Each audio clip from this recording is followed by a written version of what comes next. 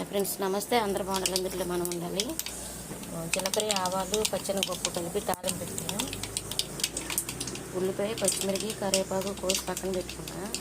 బీరకాయ 1/2 కేజీ, 2 టమాటాలు. ఇవాళ మంది బీరకాయ, టమాటా కర్రీ. తాలింపు వేగిపోయింది.